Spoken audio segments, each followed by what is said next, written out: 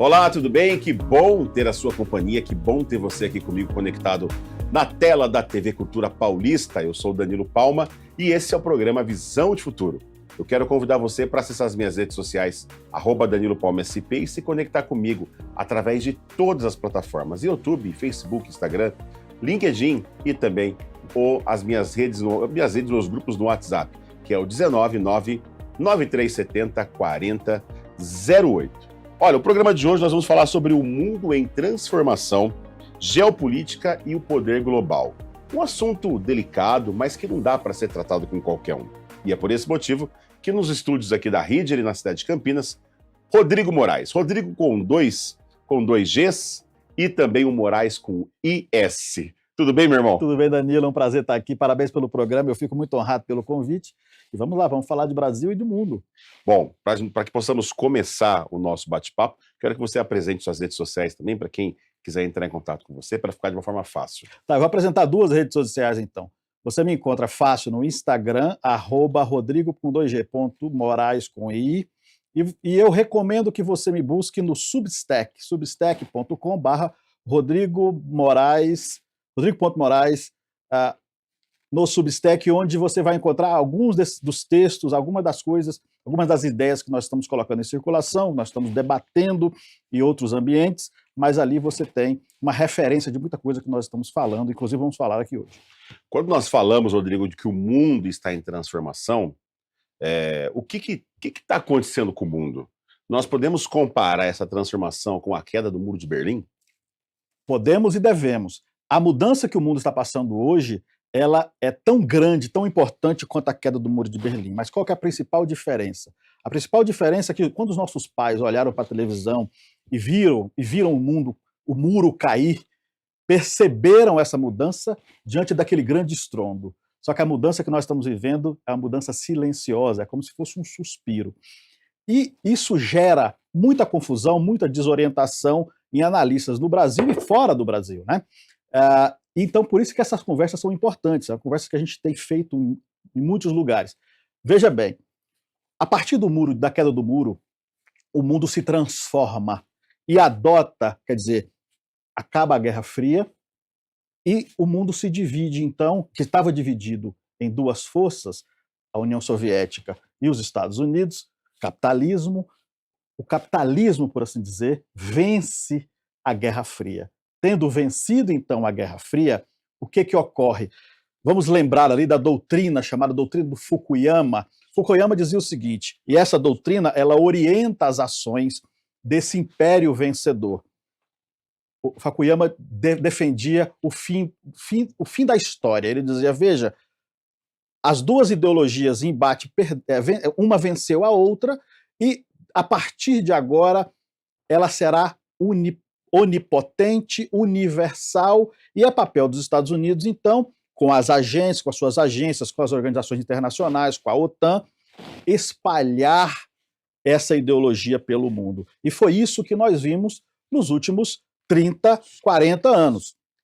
O mundo, então, recebendo essa violência imperial, chamada, então, de mundo unipolar. É claro que os americanos eram um proxy desse poder, porque esse poder é representado verdadeiramente não só pelas grandes agências, pelas grandes fundações, mas principalmente pelas grandes corporações. Era um poder, antes de tudo, econômico. Sendo assim, esse poder econômico hoje se vê questionado e se vê em frente, né, diante de uma adversidade. Ele vê-se diante de uma imposição de uma outra força que está sendo agora disposta pelo mundo, que é o que a gente chama de multipolaridade. Então Fukuyama dizia, a história acabou, agora é uma questão de impor a democracia liberal para o mundo, só que nós chegamos no momento onde isso começa a ruir, justamente porque, por assim dizer, veja bem, quando o Fukuyama diz isso, Danilo, nós temos um outro teórico, Hutchinson, que dizia o seguinte, isso não vai perdurar, porque o mundo é dividido em grandes civilizações. Em algum momento, essas civilizações vão se levantar e vão romper com essas cadeias. Pois bem, como que se impôs isso? Desde interferência em governo, derrubada de governos, guerra contra o terror. Todos nós observamos nos anos 90, quando começa toda a pressão americana nos países do Oriente Médio para controlar os petrodólares. Quer dizer, toda essa força econômica, ela se impõe sobre o mundo, mas agora a multipolaridade se apresenta como um novo modelo. E no coração desse império, isso aqui é importante entender, no coração desse império surge uma força de oposição, uma força que se pretende, a partir do próprio império unipolar, reconfigurar esse mundo. Isso que erroneamente está sendo chamado de extrema-direita é uma nova ideologia que eu prefiro chamar de neotradicionalismo. Você tem nomes, por exemplo, como arqueofuturismo, né, neorreacionarismo, mas o melhor nome para nós entendermos isso é neotradicionalismo, essa nova ideologia que você percebe ela capitaneada por Trump, por assim dizer. Então, Trump representa esse novo grupo e quando ele vence, quando ele tira Biden, quer dizer, no primeiro mandato eles conseguem cercear Trump, mas Biden, que era um grande operador, quer dizer, Biden foi o responsável, por exemplo, pela Revolução Colorida no Brasil em 2013. Sendo esse grande operador, eles colocam o Biden na perspectiva e na expectativa de que Biden, então, seria aquela pessoa que iria reconfigurar as forças e manter as forças tradicionais em jogo. Mas ele, pela sua senilidade, a sua fragilidade, ele não consegue segurar isso. E o poder volta para a mão de Trump. E essa força, então, no coração do império, começa a questionar, a derrubar, a tomar esse poder, essa estrutura de poder. Lembrando que isso não é só o Estado americano. O Estado americano é uma proxy disso. E aí, Danilo, o que ocorre? Mas, Rodrigo, desculpa te cortar, mas o que essa força toda ela representa para o Trump e para o poder soberanista, por exemplo? O que ocorre era, antes, até então, os Estados Unidos era controlado, veja, por um único partido. As pessoas tinham a impressão de que era um partido democrata e um partido republicano. Era o que se via no teatro democrático. Só que nenhum império ele persiste com alternância de poder.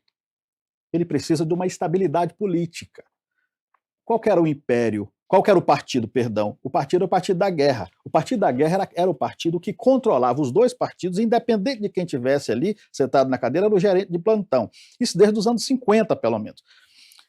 E esse grupo representava não só o aparato industrial bélico, mas todas as principais forças econômicas ou geoeconômicas que partiam dali. Seja o capital financeiro, seja as grandes mineradoras que tinham interesse nas guerras, quer dizer, Ucrânia, por exemplo.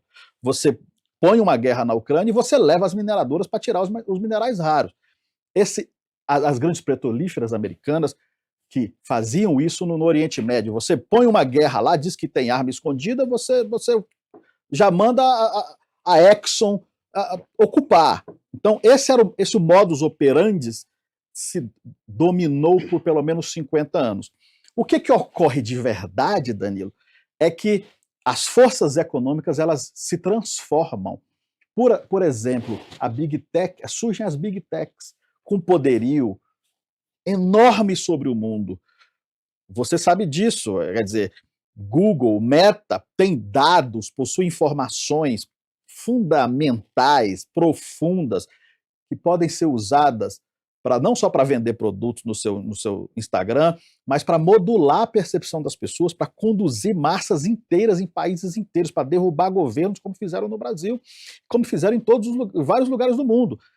Isso nos últimos 10 anos. Essas novas forças geoeconômicas, elas começam a buscar o seu lugar de hegemonia, suprimindo as forças anteriores. Então, você percebe que é uma guerra entre dois blocos de forças econômicas ou geoeconômicas de domínio do mundo que agora entram em conflito. Isso pode, por exemplo, essa hegemonia, ela pode valer, na verdade, pode valer o fim da hegemonia americana, por exemplo? O que vai ocorrer? Na verdade, o que eles buscam hoje, o que se percebe, chegou-se à percepção clara, óbvia, que é impossível você manter esse poderio. Esse poderio hoje ele está em decadência, em declínio total. O mundo unipolar chegou ao seu fim. E sendo assim, o que eles pretendem fazer? Qual que é a proposta de Trump para isso? Não, porque é importante a gente ressaltar o que significa hegemonia também. É importante você poder também esclarecer, porque a hegemonia ela é aplicada, principalmente depois da Segunda Guerra Mundial, que ocorre todo esse poderio americano, para que as pessoas que estão em casa também possam entender um pouco mais detalhadamente sobre essa questão, que isso pode influenciar no que está acontecendo hoje. Isso sempre influencia. Hegemonia, obviamente, não é ditadura global, não é governo global, não é um governo político sobre todo o mundo. É a capacidade de você determinar as economias dos países e ter poder suprapolíticos ou supranacionais sobre os países. Isso pela força, principalmente, e não só dela, do dinheiro, dos grandes fundos, das grandes corporações. O poder tecnológico, político. Você entra no mercado e você vai lá comprar um Danone. Um Danone. Aí você quer um iogurte qualquer. Você vai na prateleira e você vê 10 marcas de iogurte. Se você for investigar, todas elas pertencem à mesma corporação de uma maneira ou de outra. O mesmo grupo econômico supranacional. É nesse sentido que nós falamos de hegemonia. Só que essa hegemonia também é imposta por guerras. E nos últimos 20 anos, o modelo da guerra mudou. Quer dizer, o que nós víamos nos anos 90, lá na luta contra o terror, a queda da União Soviética, por exemplo, ou o Vietnã, ou o Iraque, ou a Guerra do Golfo, o Irã, tudo que nós vimos ali sendo usado com tiro, com armas, com equipe, né, batalhão em campo, exército em campo, nós hoje estamos falando de guerra de quinta geração, nós estamos falando hoje de guerra híbrida, controle das mentes e dos corações. Na guerra híbrida, o objetivo é controlar a sua percepção, o viés da realidade e modular. As grandes techs, as big techs, elas têm a capacidade de oferecer para esses operadores informações profundas sobre nós, que a partir da gestão dos anseios, das esperanças, das expectativas, dos medos antropológicos, você então modula a percepção e conduz as sociedades. Então nós podemos dizer que nós vivemos na era das sociedades ou das psicossociedades. Então nós vivemos na era das psicossociedades e na égide das psicossociedades a guerra também muda. E então essa guerra de domínio, ela se dá a partir disso. Essa é a questão da hegemonia. Só que essa hegemonia, então, ela está sendo questionada em direção à multipolaridade. Sendo assim, quais são essas forças? A força que Trump representa, neotradicionalista, big techs, que também tem grupos ali das mineradoras e também tem grupos dentro de Wall Street, ou seja, dentro do capital financeiro, ela busca, então, suprimir aquela força antiga, e essa é a guerra que está acontecendo no seio do império. E esse processo todo, Trump, diante disso, diante da impossibilidade da multipolaridade, qual que é o propósito? Trump gera uma guerra tarifária no mundo para chantagear os países a sentarem à mesa, sentando à mesa para fazer uma nova IALTA, uma IALTA 2.0 que ele pretende fazer em Mar-a-Lago e quer chamar, né, de Grande Acordo do Mar-a-Lago. Ele tem um problema hoje em relação ao dólar, precisa resetar a questão do dólar e precisa controlar a multipolaridade. E existe um cansaço em toda essa questão, um cansaço mais mundial, vamos pensar assim, de forma mais mundial, um cansaço referente ao liberalismo, por exemplo? Total, o liberalismo está em declínio.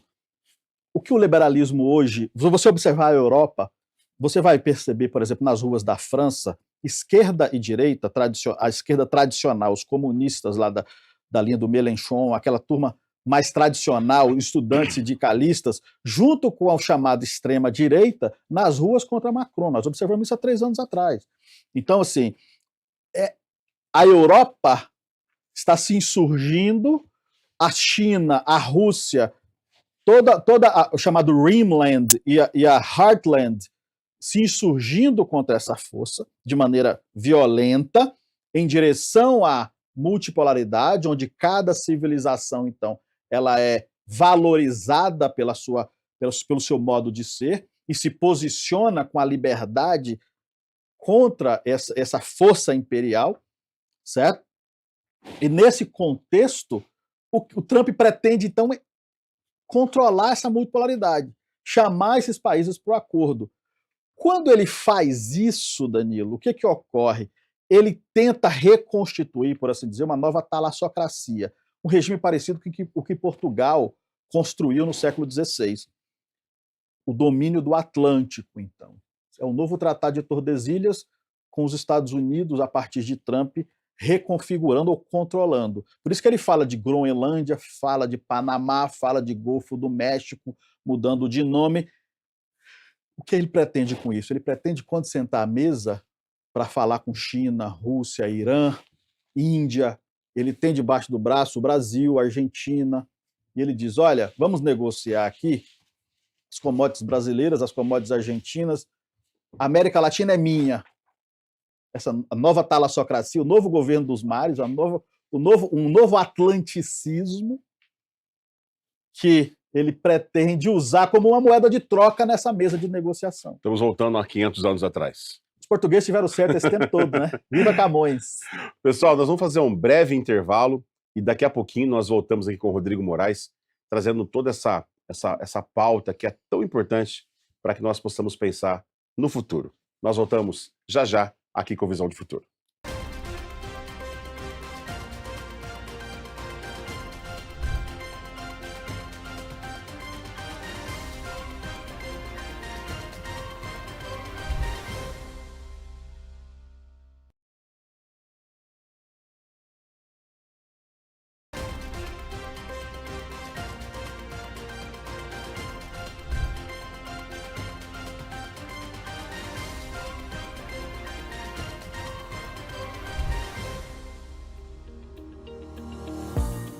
Estamos de volta no segundo bloco aqui do Visão de Futuro pela tela da TV Cultura Paulista para mais de 90 municípios de todo o nosso interior do estado de São Paulo e também para as nossas redes sociais. E eu já quero convidar você para acessar as minhas redes, que é @DaniloPalmaSP e também o meu WhatsApp, que é o 199-9370-4008, para que você se conecte conosco e participe e com certeza receba conteúdo sempre em primeira mão. Nós estamos falando hoje da transformação global, estamos falando de hegemonia, de vários assuntos que são referências para a questão da geopolítica mundial. Rodrigo Moraes tem um detalhezinho que nós não falamos no bloco anterior, eu queria que você concluísse, antes que nós possamos entrar no tema do segundo bloco, que nós vamos falar sobre a tecnologia, a economia e o domínio digital, que vamos falar inclusive sobre inteligência artificial. Pode continuar e finalizar o assunto que você estava falando. Tá.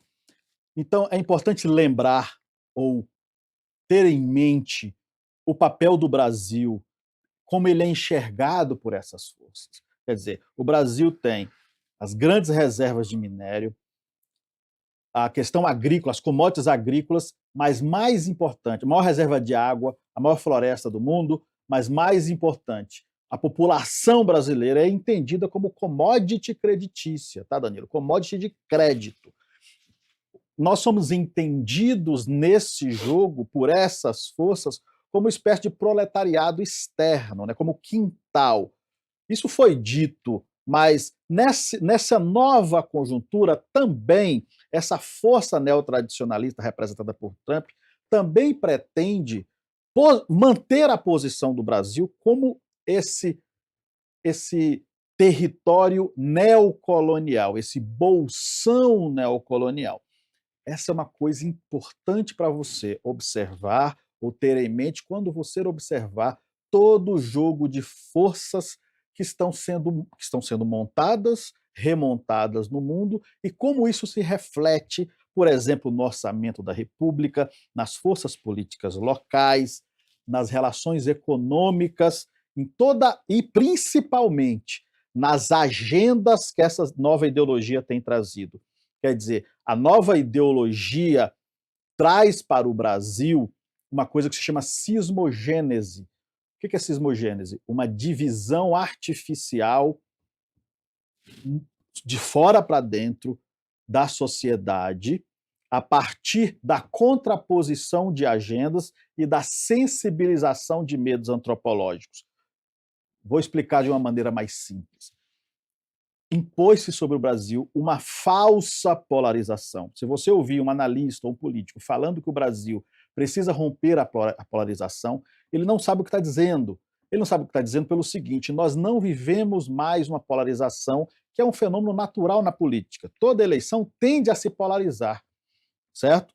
Só que nós estamos vivendo um modelo, um mecanismo neocortical, uma ferramenta de guerra híbrida imposta no Brasil, onde você, a partir da identificação, identificou-se do povo brasileiro, no seio do povo, os medos e as esperanças mais profundas antropológicas a partir de novas modalidades de ciência social e de ciência política e de antropologia, a partir de ferramentas de guerra de quinta geração, guerra neocortical, por exemplo, você então estimula esses medos, e você lembra disso: o Brasil vai virar a Venezuela, o cristianismo vai acabar, o comunismo vai tomar conta. Todos esses medos, então, foram sendo sensibilizados e trabalhados no seio da população para gerar, então, uma prisão numa guerra ideológica artificial que sequestra a pauta política. Toda a pauta política brasileira hoje está presa, aprisionada, sequestrada numa dinâmica de uma pseudopolarização cismogênica que dividiu o povo brasileiro e gerou uma guerra civil de natureza híbrida. Isso é uma guerra civil local, irmão contra irmão, amigo contra amigo, vizinho contra vizinho, numa guerra que você cria, acentua-se medos na população e estimula-se esses medos e aprisiona a população, então, dividindo-a, e quem não participa dessa divisão, quem não é, por assim dizer, acionado por essa divisão, vai se observar, então, no Brasil, nos últimos anos, uma intensificação da alienação política. 40% da população hoje não está votando. Não sai de casa, nas abstenções, vota nulo ou vota em branco.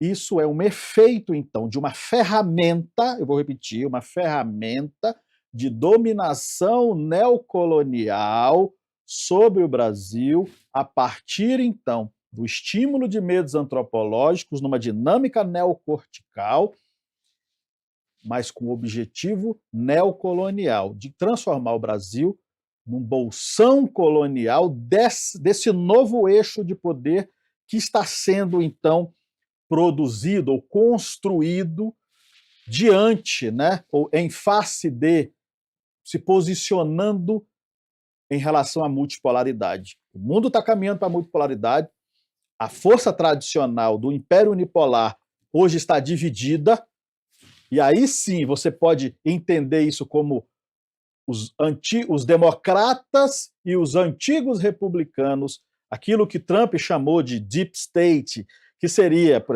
assim dizer, esse conjunto de agências que operavam esse modelo anterior de guerra de espectro total, que nós chamamos, guerra de domínio total, né? Esse bloco, então, hoje está sendo questionado, atacado, derrubado pelo novo eixo de poder, capitaneado, sim. É sempre interessante, quer dizer, eu não quero descer isso ao nome de quem são, mas é sempre interessante observar, por exemplo, as big techs, para onde as big techs estão indo. Elon Musk, por exemplo, nós vimos na eleição de Trump, todos os cabeças da big tech. E agora o Elon Musk faz uma guerra contra Trump que é artificial, quer dizer, ele produz uma guerra fake contra Trump e depois diz, não era bem assim que eu quis dizer, porque ele estava sofrendo retaliação econômica. Mas, na verdade, nem ele nem Trump podem se descolar dessas forças. Trump representa elas politicamente, mas ele é um gerente. Ele não é o operador disso tudo, né? Agora, essa guerra que também está indo para o mercado e para o mundo de tecnologia, o mundo da economia e também o mundo do domínio digital. Com tudo isso que a gente está falando, existe uma corrida muito grande, como por exemplo, para a questão da tecnologia da inteligência artificial. O Brasil está excluído dessa ponta, dessa cabeça tecnológica. Quem tá nessa guerra? Estão se falando que a inteligência artificial é o novo ouro do momento. Quem está vencendo essa guerra, Rodrigo? A corrida da IA hoje, da inteligência artificial, pode ser comparada à viagem à Lua, que consolidou o poder desse império unipolar, e pode ser comparada à escola de Sagres, que consolidou o Império Português, tendo dominado o mundo por 2 séculos a partir das grandes descobertas, da descoberta dos novos continentes, dos novos mundos. É ela definidora do futuro do mundo, pelo menos pelos próximos 50 anos. Quem dominar a IA dominará o mundo.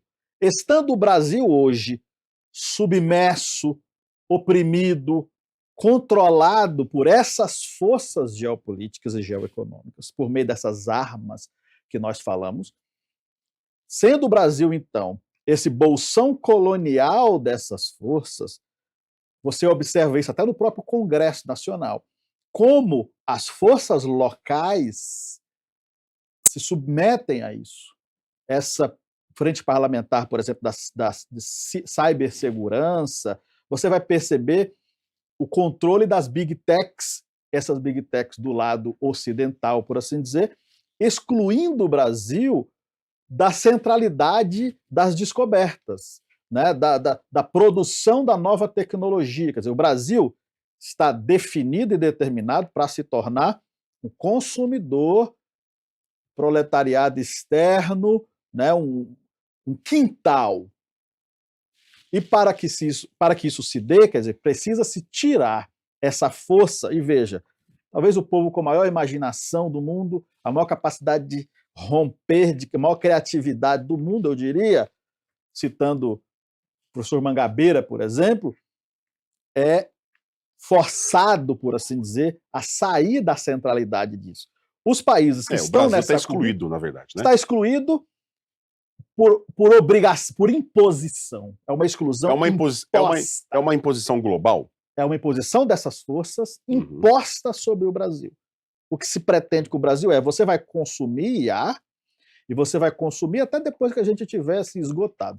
Como a corrida primeiro nuclear, aqui esgota, depois quando aqui tudo não estiver satisfeito, quando a gente manda para o Brasil. Tranquilo, a gente manda para vocês. Isso é importante dizer. Dessa maneira que eu estou dizendo, talvez possa soar um pouco demais ou muito seca, mas eu acho que é um jeito muito mais simples de vocês entenderem esse conjunto de forças e o resultado que isso gera no país. Primeiro, antes de tudo, nós precisamos refletir sobre a posição do Brasil no mundo. E a posição do Brasil no mundo em comparação e em análise com as forças locais. Qual a decorrência de todas essas forças operando geopoliticamente ou globalmente sobre o Brasil, a partir dessa percepção de que não, o papel do Brasil é ser um bolsão colonial, é ser uma colônia desse novo modelo imperial, multipolar que seja, e como isso reflete na política diária. Eu vou te dar um exemplo. Quando se fala, por exemplo, em privatizações hoje, só se fala em privatizações num modelo neoliberal, daquele liberalismo das pernas abertas, entrega para o capital, porque o brasileiro é corrupto, o brasileiro é incapaz de fazer a gestão da sua infraestrutura, e é melhor entregar, então, sendo assim, ao grande capital. Agora, você vai ver isso em todas as discussões, seja segurança pública, ontem eu falei em outro programa sobre segurança pública, pontuando ela dentro dessa discussão. Veja, a discussão da segurança pública hoje, toda ela é controlada pela cismogênese. Discussão da economia, emprego, saúde, educação, tudo está sendo discutido como que numa prisão. Você só pode discutir isso aqui. É demarcado, controlado e segmentado para essa direção. É exatamente o que eu ia entrar no assunto agora, porque eu ia te perguntar o que o Brasil mais perde em não estar na frente desse avanço tecnológico mundial. E quando nós falamos sobre isso, nós também temos que lembrar sobre a questão de controlamento de dados. Perfeito. Porque o Brasil está anos-luz atrasados quando nós falamos em controlar dados. Como que você enxerga tudo isso, Rodrigo? Primeiro, você precisa entender, você que usa rede social, você precisa entender que aqui você está alimentando uma ferramenta onde ela terá então sobre você informações e é capaz de fazer previsões sobre a sua vida e quem você é, que nem você é capaz de fazer. O nível de avanço de previsibilidade a partir dos dados que você mesmo alimenta a máquina, e eu não estou falando, obviamente, para não se usar, porque eu tenho. Você precisa saber que esses dados são usados não só para te vender sabonete, são usados para modular a sua percepção. Sendo assim, há que se refletir sobre um controle disso. Hoje, essa discussão ela é tosca no Brasil. Ela é a liberdade é eu poder usar indiscriminadamente e a rede social pode ter o que ela quiser de mim. Em contrapartida, qualquer discussão sobre controle dos dados é tratado como censura. Os outros países, por exemplo, os países sérios, estão todos discutindo internet nacionalizada. Qual que é o poder que o país terá sobre os dados que essas grandes empresas estão obtendo, extraindo. Por isso que eu digo que o brasileiro, o povo brasileiro, é a maior riqueza do Brasil. É o seu povo. É o seu povo, mas isso é literal. Essas grandes empresas, essas grandes fundações, essas grandes agências internacionais, elas entendem isso também. Então elas sabem que ter todo esse controle sobre o povo brasileiro, isso é a nossa maior riqueza. Você conduz esse país para onde você quer. A grande discussão sobre dados no mundo é nacionalizar a internet, cercear o acesso das big techs aos dados do Brasil, dos países, mas o Brasil, você vê, pela sismogênese, você limitou a discussão. Se eu sou a favor de qualquer forma de restrição à big tech, então você é a favor da censura. Ou você é a favor de liberar tudo, ou você é a favor de controlar tudo. E quem controla tudo, obviamente que vai ser rechaçado. Então essa discussão, a centralidade da discussão, ela é tirada do país. Você é impedido de tratar a questão pelas suas camadas, percebe? Isso tem relação com o que nós falamos no primeiro bloco. Sismogênese. A sismogênese produzida no seio da nação, ela produz agendas previamente estabelecidas, seja a identitária, né, que dominou a esquerda. Então, a esquerda brasileira é dominada pelo identitarismo, nada mais pode se discutir lá dentro, e a direita brasileira, essa nova direita, dominada pelo neotradicionalismo, pelas suas agendas, e essas agendas se contrapõem, e existe uma espécie de mutualismo entre elas, uma depende da outra. Na medida em que eu radicalizo um lado, né, isso é modelo neocortical de guerra, eu radicalizo um lado e eu gero mais radicalização do outro. Então essas agendas se retroalimentam no controle e no sequestro da pauta. Eu reafirmo que isso é uma ferramenta, uma arma de dominação geopolítica e geoeconômica sobre o Brasil. Bom, nesse tabuleiro global, o Brasil ou ele está jogando ou ele está sendo jogado, né? Daqui a pouquinho, no próximo bloco, nós vamos falar sobre o Brasil. Como que fica o nosso Brasil? Eu estou com o Rodrigo Moraes e eu volto já já aqui no Visão de Futuro.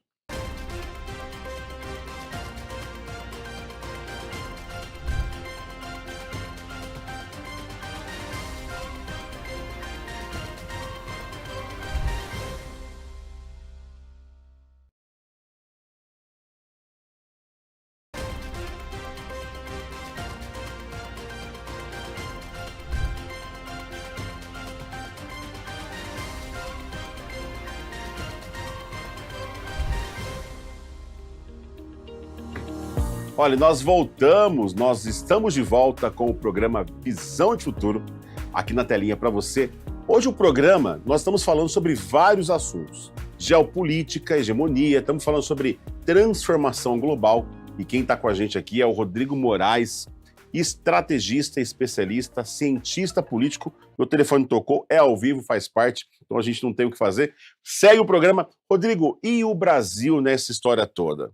Está jogando ou está sendo literalmente jogado? Está sendo literalmente jogado nesse momento, Danilo, simplesmente porque, como eu disse no bloco anterior, nós estamos aprisionados nessa cismogênese, o que está se dizendo, sendo chamado erroneamente de polarização, na verdade é uma ferramenta de guerra híbrida, numa modalidade neocortical, onde controla-se a partir do neocórtex, certo? E isso, então, você aprisiona e sequestra a pauta. O Brasil está assim porque o nosso povo está sendo cerceado da sua possibilidade de discutir esses temas e discutir os temas mais importantes para o desenvolvimento, o crescimento do país, porque só a partir daí é possível que o Brasil seja capaz de se posicionar globalmente. Se o Brasil não resolve seus problemas internos, se o Brasil não tem, a palavra é projeto de país, se o Brasil não tem um ideário que o unifique, porque essa é a grande diferença do Brasil em relação à China, à Rússia, aos Estados Unidos, ao Irã, à Índia, a África do Sul, todos esses países hoje possuem, por assim dizer, uma ideologia que una o povo, uma ideologia de unidade que dá um senso de pertencimento, um senso de propósito, um senso de identidade nacional. Essa guerra civil fake, artificial, imposta sismogenicamente, de maneira neocortical sobre o país, impede que o país seja capaz de refletir e se enxergar com senso de irmandade e que nos projete para frente. Estando, então, escravo disso, quando você não tem uma estratégia, você faz parte da estratégia do outro. Então, hoje, essa é a nossa posição. E aí, tem uma coisa interessante. Lá fora, e é por isso que diz que o Brasil não é para amadores, né? Porque lá fora, eu disse que essas duas forças, a força, por assim dizer, neoliberal tradicional, que está em declínio, e a força neotradicionalista, Europa, né, Rússia, Estados Unidos, elas estão em conflito hoje pela hegemonia do mundo. No Brasil, os representantes dessas duas forças, olha que interessante, nesse momento, enquanto a gente está conversando, esses representantes estão se alinhando. É como se o neoliberalismo estivesse fagocitando o neotradicionalismo. Isso que erroneamente é chamado de olavismo ou bolsonarismo ou extrema-direita, que é um nome pior ainda para se compreender, mais dificulta ainda mais a compreensão desse fenômeno, dessa nova ideologia. Essa força está sendo fagocitada pela força tradicional. Os representantes do neoliberalismo no Brasil eram, historicamente, os partidos de centro, que impunham sobre o país, por assim dizer, recebendo essa influência de FMI, das agências internacionais, OTAN, trazia-se para o país, então, esse modelo e pacificava o povo, silenciava o povo. Quer dizer, esse é um modelo de uma alternância de poder, onde direita e esquerda que senta na cadeira tem que se submeter a esses parâmetros, seja da ONU, seja do Império Unipolar, assim sucessivamente, ou principalmente ao grande capital. Esse é o grande operador, né, desse jogo político brasileiro. Dentro desse contexto, então, veja bem, enquanto lá fora eles estão se degladiando, no Brasil eles está sendo fagocitado. E os analistas políticos brasileiros normalmente estão, como eles trazem as categorias de fora para tentar entender o cenário de dentro, as categorias acadêmicas principalmente, ele fica perdido. Então você vai ouvir muita gente falar, isso é extrema-direita, isso é uma polarização.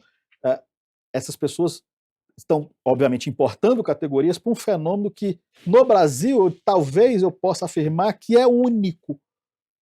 Porque em todos os outros lugares do mundo, essas forças estão se matando, se degladiando. Aqui, ela foi fagocitada, e daqui a pouco nós vamos ter eleições nacionais, e essas eleições, então, vão ser reflexo, vocês vão perceber isso, vocês vão perceber que todos os políticos, para ficar fácil, né? Todos os políticos de centro vão se afirmar de direita e vão, claro, dizer, não, mas eu não sou tão radical, mas eu fui tradicionalmente de direita. Isso a gente pode dizer que a direita brasileira, ela está sendo um pouco, na verdade, absorvida por uma elite neoliberalismo? Perfeito, exatamente isso. A força tradicional neoliberal, que domina, então, o mundo desde os anos 50, como eu disse no primeiro bloco, essa força, obviamente, domina o Brasil. Ela entra no Brasil com muita força a partir dos anos 60. Nos anos 50, para dar um contexto histórico, o Brasil estava vivendo o que chamava de anos dourados, né? Desenvolvimento, a coisa toda da bossa nova, toda aquela força da música, da grandeza de um Brasil que vai ser grande, toda aquela energia que o Brasil gerou nos anos 50 para se tornar grande, que era reflexo produzido, um produto da Semana de Arte Moderna, para apontar ao mundo, apresentar ao mundo o grande Brasil, nos anos 60, principalmente na segunda metade dos anos 60, isso começa a ser controlado. Coloca-se, por exemplo, uma ditadura militar que era influenciada, ou pelo menos influenciada, para não gerar polêmica, por essas forças, né? A nossa educação foi totalmente destruída pelo acordo que o MEC fez em 68 com a USAID, né? Essa agência que hoje o Trump está denunciando, lá nos anos 60, ela veio no Brasil e destruiu a nossa educação, né? E principalmente o controle econômico do país, ideológico do país. Nos anos 70 e 80 também não se podia discutir isso, você era chamado de comunista, por exemplo. Então, se você fosse se interpor contra essas forças, existem, inclusive, estudos muito, muito importantes sobre como que eles dominaram o mercado editorial brasileiro para impedir que essas ideias circulassem, imprensa e assim sucessivamente. A grande imprensa controlada, inclusive, né, pelos grandes fundos internacionais, tendo dos seus maiores acionistas esses representantes dessas forças geopolíticas. Então, assim, nós estamos falando de essa força que se impôs, hoje no mundo sendo questionada, no Brasil ela é fagocitada, ela é absorvida. E aí nós vamos ter um fenômeno interessantíssimo, que o mundo não vai entender, e é muito possível que os analistas locais não vão entender, que é justamente essa mistura, essa intersecção, essa absorção dessa direita chamada extrema nas suas agendas pelo centro neoliberal representante dessas forças tradicionais do mundo. Isso é uma coisa que eu coloco aqui para que o ouvinte preste atenção nos próximos, preste atenção no MDB, em Temer, nos grandes operadores, nos homens que estão, por assim dizer, por trás, né, da montagem desses jogos. E você vai perceber o reflexo disso também nas próprias candidaturas. E aí, vamos lá. Duas forças globais unidas no Brasil. E o que sobra para a esquerda, então? A esquerda vai observar, você vai observar uma derrota muito grande nessa esquerda identitária, que também é artificialmente imposta. O identitarismo não é a esquerda de verdade, né? Também é um controle geopolítico, é uma arma de dominação geopolítica. Vai se manter ali só para gerar medo antropológico. Vai se manter ali alguma vitória eleitoral só para dizer, veja, o comunismo vai chegar. Você precisa de ter pelo menos uma ilhotazinha de pseudo-comunismo, que na verdade é identitarismo, para gerar o medo antropológico na massa do brasileiro, que vai estar votando eminentemente naqueles que, primeiro, tem todo o dinheiro, né, o recurso, a estrutura partidária para ganhar as eleições, e agora vão ter unido a isso a ideologia neotradicionalista que já está massificada na população. É a tia do Zap, é essa rede facilmente acionável que opera essa modulação e essa condução dessa massa para onde a rede manda.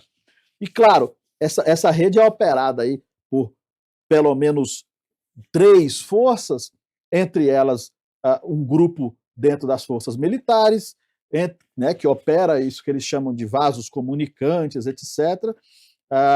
Os clusters, né? Você tem esse bolsonarismo mais, por assim dizer, puro sangue, que toca isso com muita facilidade. E o engajamento também é muito agressivo em todas as esferas, né? Não só no digital, mas no presencial também. Porque, na verdade, agora você levantou uma questão muito importante que eu não tinha colocado aqui. Veja que interessante, e é da sua área, né? A imprensa, a grande imprensa brasileira, todos os jornais, todas as rádios que têm a credibilidade do meio, 80% das pessoas acreditam no que vem na TV ou na rádio, ou escutam na rádio, né? Entre 60% a 80% as melhores pesquisas. A rede social, ela tem uma credibilidade menor, 5% a 10%. Só que hoje ela pauta a grande imprensa. Ela é o pautador.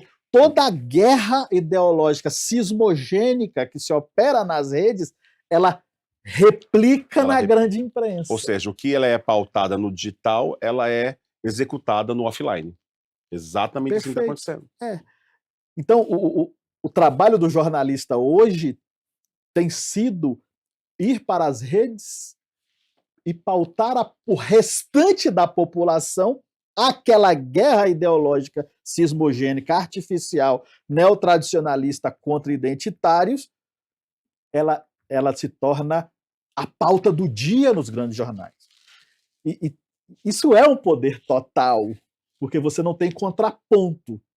Você vai ver, por exemplo, toda a discussão de segurança pública tem um fortão representando a ordem, representando a lei, representando a indignação da população contra a violência, e você vai ter um rapaz franzino falando sobre tem que proteger o bandido, tal, que é o limite, né, desse debate. Só se debate a segurança pública nesses termos de ou você é a favor do bandido, ou você é contra, ou é a favor de matar o bandido, desumaniza o ladrão, né, o criminoso.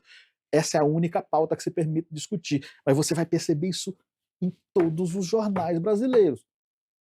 Ele tá se pautando pela guerra cismogênica, artificial, neocortical, imposta como arma geopolítica pelos grandes poderes, principalmente econômicos, grandes fundos internacionais e as grandes corporações que estão hoje disputando o poder no mundo para manter o Brasil sequestrado da sua possibilidade de discutir a si mesmo, de se unir, de construir um ideário de desenvolvimento e romper com as amarras neocoloniais que nos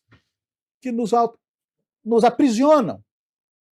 Para libertar o Brasil, nós precisamos primeiro nos contrapor à cismogênese. Para se libertar o Brasil, primeiro nós precisamos romper as amarras da pseudopolarização, da guerra cismogênica, para então, a partir disso, poder formular um ideário nacional que seja capaz de nos posicionar no mundo e refletir aqui uma grandeza, um desenvolvimento, uma grandeza do povo, uma libertação do povo das amarras econômicas. Porque aí essa é a grande questão da geopolítica, é perceber a relação entre a tragédia local, os problemas locais e as forças geopolíticas impondo essas tragédias e essas limitações de um país que tem tudo para ser o maior país do mundo. Nasceu imperial. O Brasil nasceu, é filho do império da época. Portugal era um império global. O Brasil nasce para ser imperial, tanto que eles pretendiam trazer a sede para cá, porque era a sede do império, porque era melhor para acessar a Ásia, a África, do que, né, estando lá na Península Ibérica. Ele nasce para ser império, mas hoje ele está sendo pisoteado, estrangulado por essas forças. Sem entender essas relações, a gente vai estar aqui falando sobre tudo aprisionado nas agendas sismogênicas, na guerra de agendas artificialmente impostas sobre o Brasil. Rodrigo, para que o Brasil não seja apenas um espectador e passe a ser um protagonista dessa grande transformação geopolítica mundial, o que tem que ser feito? Muito bem, muito boa pergunta. Como cantava Chico Buarque lá no Fado Tropical, aí essa terra ainda vai cumprir seu ideal, ainda vai tornar-se um imenso Portugal. O Brasil, para ele se libertar, primeiro nós precisamos nos contrapor, é preciso gerar uma força de contraposição à cismogênese. Guerra híbrida só se vence com guerra híbrida. Você percebe que as soluções normalmente apontadas são aquelas de dirimir. Não, nós temos que acabar com a polarização, nós temos que diminuir a tensão. Você precisa, na verdade, se contrapor a ela. Guerra se vence com outra guerra, exército se vence com outro exército. Então, se as forças geopolíticas estão impondo sobre o Brasil uma prisão sismogênica, nós precisamos nos contrapor a essa prisão. E hoje, os operadores, os grandes atores, estão todos sendo, de alguma maneira, demarcados, controlados por esses demarcadores impostos por essa arma geopolítica. Para o Brasil, então, se libertar, na medida em que você gera uma guerra híbrida local de contraposição, é preciso constituir um novo ideário de país. Qual país nós queremos para os próximos 100 anos? O Brasil ele é repensado a cada 100 anos. 1822, Silvestre Pinheiro, os patriarcas da independência, a formação do Império Brasileiro. 1922, Semana de Arte Moderna, para gerar os anos 50, que é depois destruído porque não se podia permitir um novo Japão ao sul do Equador, como disse Henry Kissinger. Nós precisamos de um ideário que unifique o país, que seja capaz de integrar, de trazer para perto, e eu gosto de usar os símbolos, os 3 símbolos metafísicos da cruz, da espada e da enxada. A cruz, nós podemos aqui hoje, só para dar um exemplo, falar sobre a nova classe média brasileira, os evangélicos, que hoje, não que o Brasil hoje é maioria evangélica, mas o Brasil hoje tem um modo de ser evangélico. Você pode não ser evangélico, mas a cultura brasileira se tornou evangélica. Isso sempre foi tratado pelos acadêmicos com um certo desprezo, um certo preconceito, uma certa condescendência. É preciso trazer e entender isso. É preciso reconciliar as Forças Armadas com o país. É preciso que as nossas Forças Armadas voltem a ser patriotas, deixem de ser entreguistas, deixem de fazer parte das coalizões entreguistas do país. É preciso que o agronegócio, que agora, na cultura agro, está se reencontrando, está criando consciência de si, é preciso que esse agro passe a não mais ser vassalo dos grandes fundos internacionais, dessas grandes empresas, os grandes traders, né? As trading companies que vendem ao preço do dólar, conforme definido por Wall Street, e enriquece um grupinho de pessoas, enquanto mantém o sertanejo e o caipira brasileiro lá estrangulado, com baixos salários. é preciso que esses setores, eu estou citando 3, que são mais visíveis nesse símbolo, mas esses símbolos englobam todos os nossos setores, dos mais pobres aos mais ricos, dos mais intelectualizados aos menos intelectualizados. O Brasil precisa se unir num projeto único de poder. O que hoje, quando você me escuta, parece uma coisa muito distante. Mas não é distante porque nós estamos sofrendo, o nosso povo está sofrendo. Essa pressão está sendo exercida de uma maneira, eu diria, e agora com Trump, até irresponsável. E os nossos políticos, ou eles estão chorando, lamentando o fim da ordem unipolar, são as viúvas da ordem unipolar, ou eles estão lá pedindo para o Trump ajuda, beijando a mão, são as cadelas da nova ordem. Quer dizer, é sempre uma postura subserviente, sempre uma postura de vira-lata, é sempre uma postura de quem não conhece e reconhece a grandeza dessa nação, Danilo. Rodrigo Moraes, obrigado pela sua participação, obrigado pela sua presença. E para a gente poder finalizar, você já começou, essa sua última fala, ela trouxe um pouco da tua visão, mas eu quero que você, de forma muito sintetizada, fale para nós qual que é a sua visão de futuro sobre tudo isso que nós falamos no programa de hoje. Eu vou repetir que esta terra ainda vai cumprir seu ideal. O Brasil, Danilo, nasceu para ser grande, o Brasil nasceu para ser império. O Brasil foi pensado, e não só isso, o Brasil foi profetizado, ordem de Cristo. Esse Brasil, ele está muito próximo de se mostrar. Esse Brasil hoje, existe uma única cortina que o impede de perceber e vislumbrar sua grandeza. Essa cortina se chama cismogênese. Essa cortina é essa imposição de uma divisão artificial gerada como uma arma geoeconômica e geopolítica sobre o país. O desvelar dessa cortina vai mostrar ao povo a capacidade de, diante dessa nova conjuntura que nós falamos, que está se desenhando no mundo, o declínio de uma força e a assunção de uma nova força da multipolaridade, essa nova conjuntura é a oportunidade perfeita para hoje o Brasil se romper e voltar a ser líder, voltar a ser relevante no mundo, voltar a sentar à mesa, deixar de ser o bolsão colonial, deixar de ser uma colônia, um quintal do grande capital, das grandes corporações, dos grandes bancos, para se tornar livre. Liberdade, como diriam os mineiros, ainda que tardia.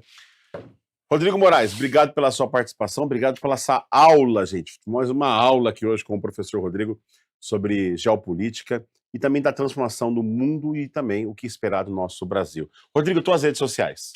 @rodrigo2g.moraes com i no Instagram e substack.com/rodrigo2g.moraes com i.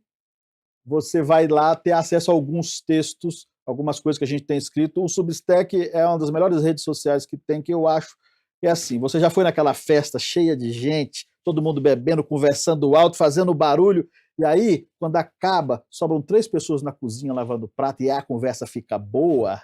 É aquela conversinha afiada. É aquela conversinha bem na afiada. Cozinha lavando prato. É quando a conversa da festa fica boa.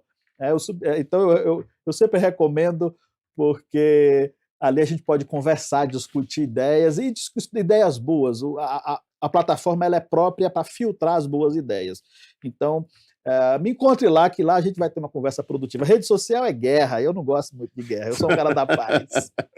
Obrigado por você que está acompanhando com a gente. Quero convidar você também para essas redes sociais do programa, @DaniloPalmaSP.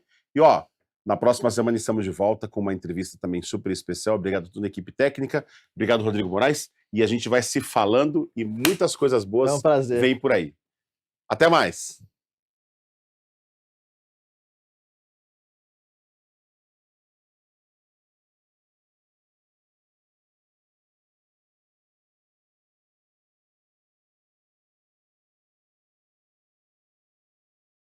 daqui, sai daqui, vou sair daqui.